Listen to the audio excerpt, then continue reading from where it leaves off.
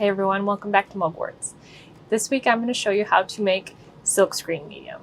I saw that Amaco has a new product called inks that you can use with silkscreens to make your own transfers, but they're really expensive. And when you use Mako silkscreen medium, that is super expensive too. So this week I'm going to show you how to make something that is way cheaper and easier to use.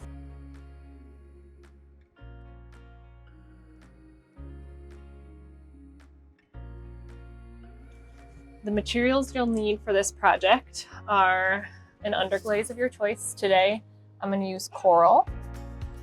I have used other brands like Speedball and Mako, and they all work pretty much exactly the same, except blues for me sometimes don't stay thick for some reason. So I don't know what it is about blue. I've tried Speedball blue, I've tried Amaco's blue. I don't think I've tried any Mako blue, but for some reason, I always need to add more powder when I go to use those, which is not a huge deal. It's just kind of annoying, but everything else stays nice and super thick. So you will need an underglaze of your choice. And then this stuff is the magic powder. It's called CMC powder. And it basically is exactly the same as Mako's silkscreen medium, except it's way cheaper. I looked up Mako's silkscreen medium on Amazon and it was $22.99 for 4 ounces. This is 6 ounces and costs $7.99. And you literally only need like a tiny little scoop. So it lasts forever and is way cheaper. And I'm going to show you how to use it. Okay, other things you'll need. This bad boy. It's an immersion blender technically, but it came with 3 parts. So it comes with these detachable pieces. I'll try and link everything below. I'll see if I can get like an Amazon affiliate thing. If you buy anything, maybe I'll make 10 cents or something. Anyway, I use the milk frother for these because I like to keep them in small jars like this. And these fit in here perfectly. A whisk attachment would also work if you had a bigger jar or if you wanted to transfer it from a bigger jar to one of these smaller jars. Also got these on Amazon, pretty cheap. So get this all hooked up. It is one that plugs in, so it's super strong. The motor gets a little bit warm, but I've never had any issues with it. It's you talent. And then you will need newsprint paper, which I have big sheets and small sheets. We'll just do a small sheet today. And a silkscreen of your choice. You can make these on the Cricut, which I used to do. And these I just got last week. These ones are called Iconic Ink. They also are pretty much the same as like the Easy Screen or whatever they are. It's like UV activated and then you wash away. I could do another video on that. But it's really easy to do. And these, I will say, are a lot easier than using the Cricut and like ironing onto the silk screen. And then if you do the iron too hot, they get like wrinkled and then they leak everywhere. This is just easier. But if you have the Cricut and you can do that, go for it. So we're gonna get started. The process of this is actually pretty simple. So find your container. You can recycle and reuse like a yogurt container with a lid or something, whatever you have around. Take your underglaze, give it a good shake to mix it up. I already mixed mine a little bit before I turned the camera on, but so basically it's not really gonna expand, so you can fill up. I usually do about 2/3 of the way, or if you don't want to use that much of your underglaze and just trying it out or testing mixing colors or something, fill it to whatever you want.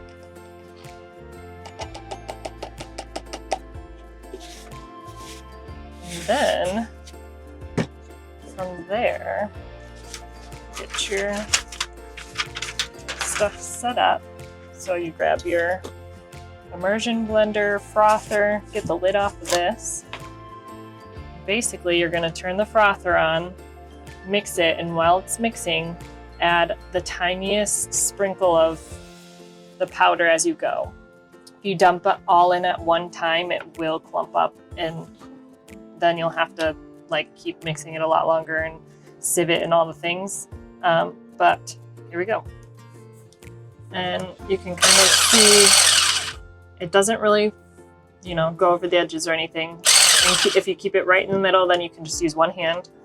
You take your scooper and you slowly sprinkle it in. If you dump it all in at once, it will clump up and then you'll have to sieve it out and start again.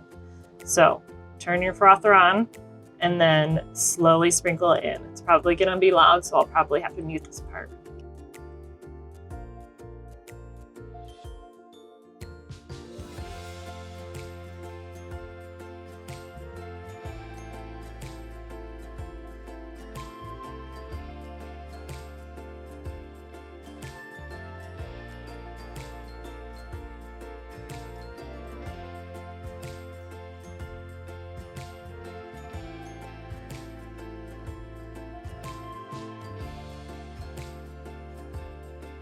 So I'm gonna keep mixing for a while, but you can see this is about the consistency you want. It's starting to stick around the frother. I'm still gonna go until it's a lot smoother than this, but I'm gonna turn the camera off and come back to you after that. But as you can see, about 2 scoops per container, so not very much at all.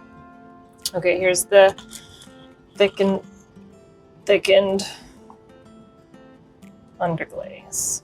And as you can see, it's kind of, you can go thicker than this if you want, but it's like gelatinous and stretchy, not drippy, so you can really get it into the cracks and crevices. I like to try to get as much off of there as we can, because we all know underglaze is super expensive. So get as much as you can off. Probably take a paintbrush and scrape out the in-between parts.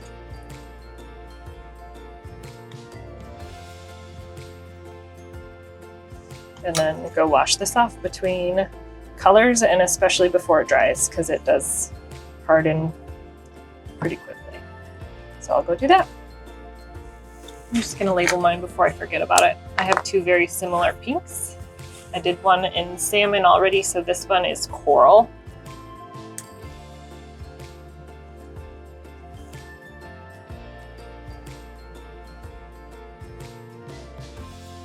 I always write silkscreen on it because I do underglazes too. I do some mixing of colors. And I always want to remember that this is what it is. Okay, now we're going to test it out to make sure that we don't need to add any more powder. I always do this because some of them react differently. So get your paper. I have these small sheets, but I also have big sheets. And they are really big. These big sheets are good for cutting out mugs, like if you're going to roll a mug, if you're doing like a slip transfer. But today I'm just testing, so I'm going to use a small one. I know you can get these papers if you want the big ones from like moving companies and stuff, but I just get most of my things on Amazon. Okay, so I use, it's called Iconic, I'll get the box, Iconic Art Custom Stencil Kit. It came with a big light and everything you need to make these. It's kind of expensive, but like I said, so much easier. This is the more sticky one. It actually can go like right on pottery. It comes with these blue ones too, which are much less sticky, like not sticky at all. You do have to let them dry out or they will get stuck to the paper, but they should be good. So sticky side down, position it however you would like on your paper. May as well do all the cats as a tester. I bought this design on Etsy. There's lots of people who have like SVG designs or clip art that you can use. You just basically need anything with contrast, like a black print off works perfectly. Okay, smooth it all out. Get your silk screen. If it's not been mixed today, mix it up. As you can see, it's still jello-y. get a wedge or a squeegee tool or a kidney, rubber kidney, credit card, whatever you want. And I tend to use a bit, and I smush it at the top.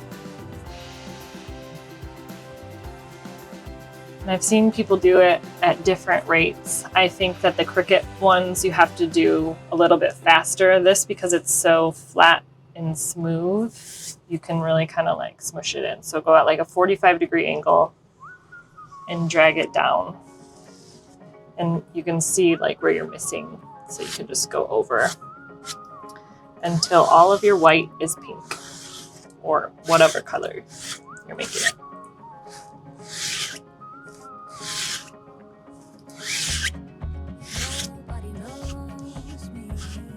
Okay. Now if your glaze is too runny, it will leak out around the edges and you'll know you'll have to make more. So when you're done, scrape this off. And then we'll peel it and see how well we did. So when you get places like this, that just means you didn't push it down hard enough. So instead of like scraping it across, maybe put it down more flat and give it a little bit more pressure. Yep, I missed a little bit right here on his face, but otherwise I think the consistency is pretty good. And then you just set it aside to dry. And I have found that you can do this quite a few times as long as it doesn't leak out the back. If you've got a spot that like leaks and you're not like, if it was too runny and it leaked out right here, that's going to show every time you move it. So if that happens, you have to wash it and then clean it, or wash it and then let it dry, and then you can use it again. But otherwise, if it's not leaking, you can go ahead and go paper to paper and do a bunch of these. I guess I can show you how I clean it too.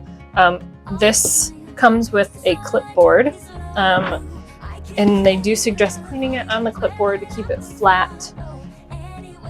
It is easy to bend and make a crease in. So you can take it over to your sink and you can spray it off if you have sink catch, or you can just take a sponge and wipe it off.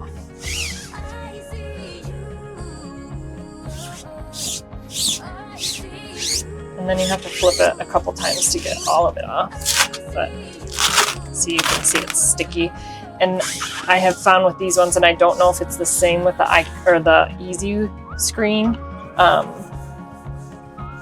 but the more you use these, the stickier this backside gets. So you can only do a few prints before you have to like wait and let it dry in between. So anyway, you get the point. Keep flipping it back and forth until all this pink is gone, all the underglaze comes out. If you let it dry, you'll just have to scrub it out or it's not going to print right. So I'm going to take it over to my sink and get it really nice and clean.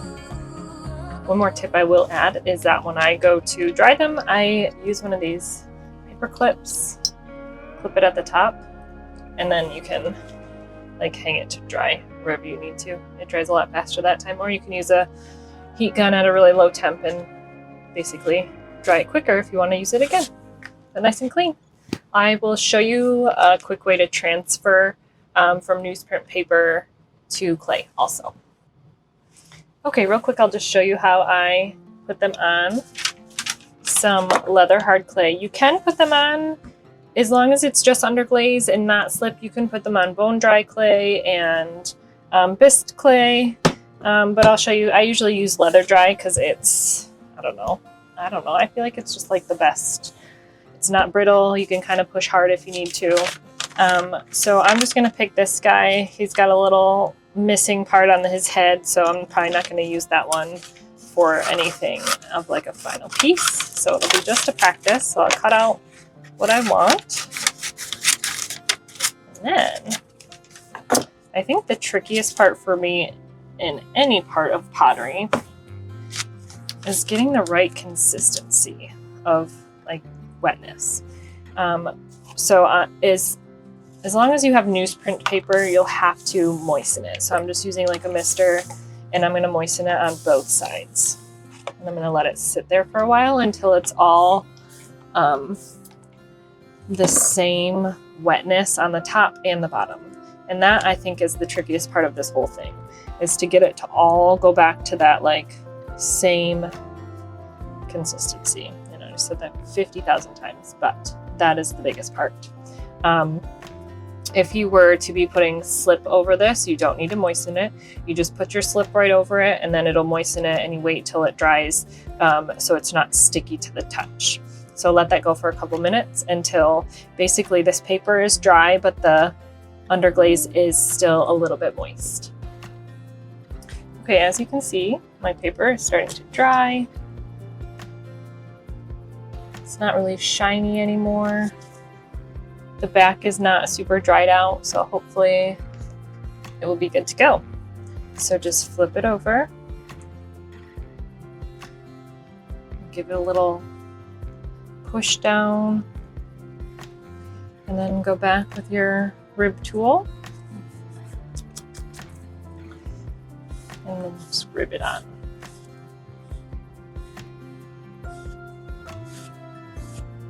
If you had slip on over the top, you could take a roller like this and roll it on so that the whole thing adheres. But since we really don't need that tool.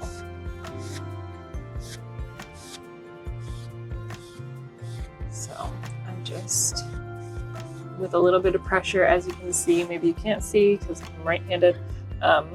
This is the softest rib there is, so I don't know, just push it on semi-hard. As long as it's not really wet, it's not gonna smear. So you want it to adhere to that clay. The moisture from this is going into this and vice versa. So then you can just kind of check.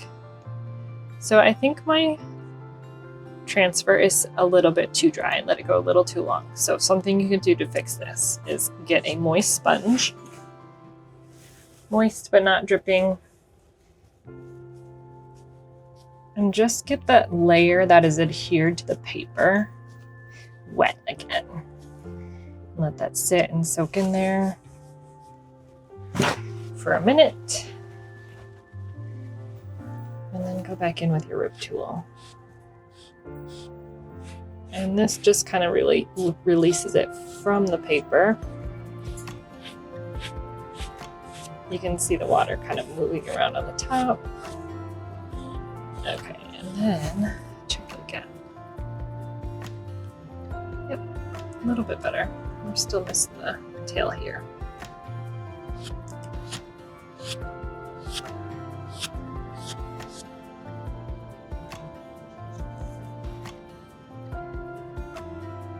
And still pretty adhered to the paper, so I'm just going to let it sit and soak from the paper into the clay for a couple minutes and give it just the tiniest bit more.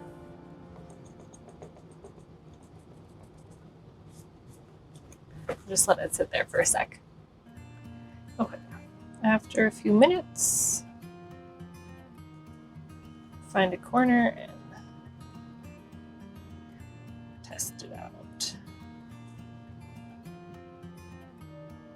So one thing you want to remember is that if this clay is too wet, this is not going to want to stick to it. So that's probably my issue with these little areas pulling up, is that the clay is just a little bit too moist, so it's not wanting to transfer as well. But if we try again, let's see. When we take our heat gun and we dry it out a little bit more. So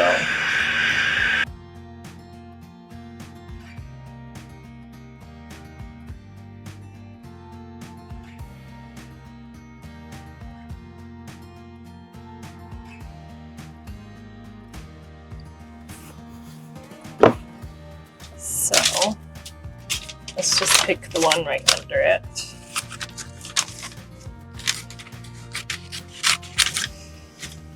And do the same process.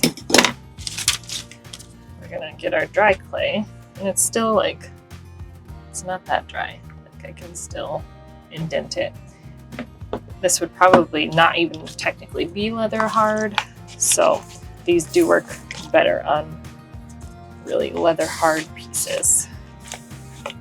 Okay, I'll let that sit for a couple minutes.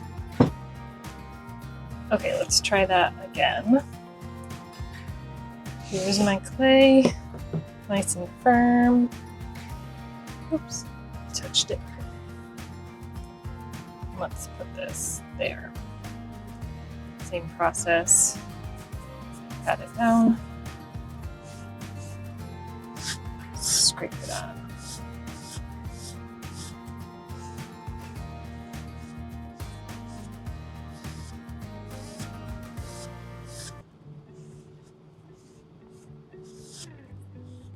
Go all the different ways, up, down, diagonal. Let's see how that one looks. Much better. So I think the problem with our first one was that our clay was a little bit too wet.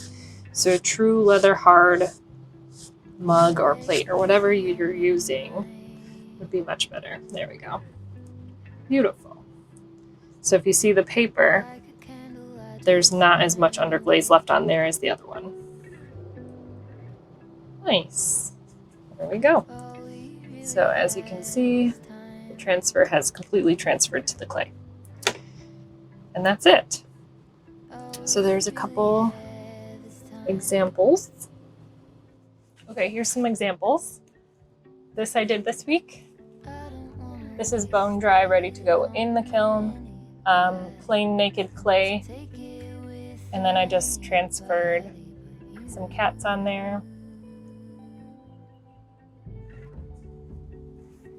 You can also use a fine tip squeeze bottle and draw on the newsprint paper and then color it in with either slip or underglaze and then transfer it on a mug. So this is a slip transfer and not just underglaze, hand drawn. Or you can use a stencil and do both underglaze and slip. So this one's outlined in underglaze and then filled in with slip, and it turns into kind of like a decal almost. It's a little bit raised since it's slip. It's a little thicker. Or you can get super detailed and color things in. The background is slip, but all the colors, well, I guess the colors are a little bit slip, like the pink slip. The yellow is underglaze. The book is underglaze, and then transferred. So there's lots of applications you can use this for. Plates, mugs. I did it on the wings of a moth. I'll go grab that real quick. So I didn't use a stencil with this, I just freehanded it, but the same thing, you could use a stencil and decorate anything you want, and then you can cut it out and make it into different things as well. But yeah, that's it. So I hope that helps. Leave any comments below if you have questions. Otherwise, I'll be doing the kiln opening next week. It's finally warming up a little bit. Well, it's supposed to warm up. I think it's supposed to be 39 on Monday, so I'll run the kiln and then I'll do a kiln opening video next week. And then let me know if there's anything else you want to see. Somebody asked for a garlic pots tutorial, so I can do that as well. That'll be really fun. I want to slip cast those so I can make them a little bit faster and easier because I love the way they turned out. But anyway, yeah, thanks for tuning in, tagging along, and I'll see you next week.